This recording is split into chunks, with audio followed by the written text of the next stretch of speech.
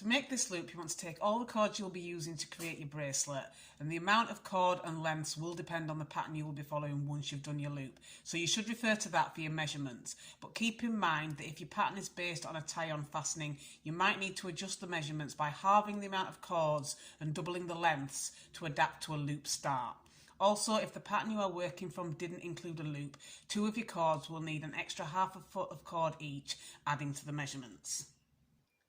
Once you've measured out your cords, you want to match up the ends and then run them through your fingers to find the centre.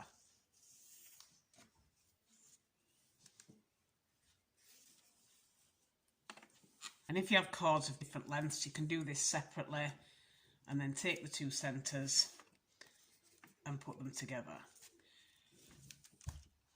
And once you've done that, you want to tie a temporary knot just to one side of the centre point, and then you can attach these to your board if you're using one.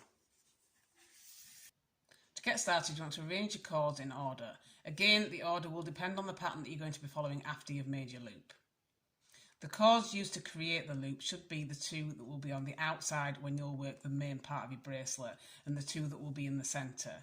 And you want to create your loop by working the cords on the left and right in square knots over the rest of the cords in the centre. The amount of knots you will do will depend on the size of the loop that you need or want. If you'll be finishing your bracelet with tie-on ends, you can make it whatever size you want. If you're finishing with a button, you'll want to measure it out before you begin the next part of your pattern in your bracelet so that you make sure it will fit.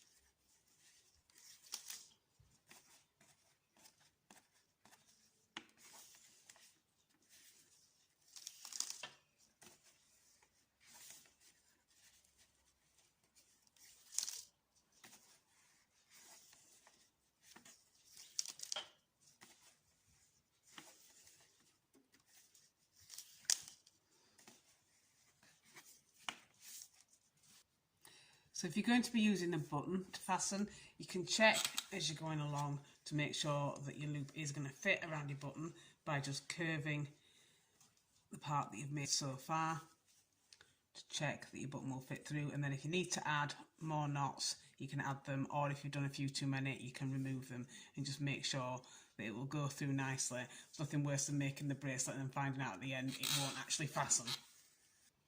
So once you've done as many square knots as you need, you can just remove your temporary knot,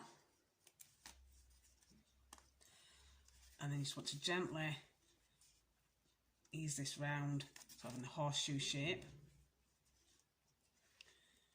and then you've created your loop, and then you can attach it to the board and work the main part of the pattern, whatever pattern you're going to be following. And once you've finished whichever pattern you're doing, you should have a loop that looks like this, and then you can take your button fastening and just put it through the loop to fasten your bracelet.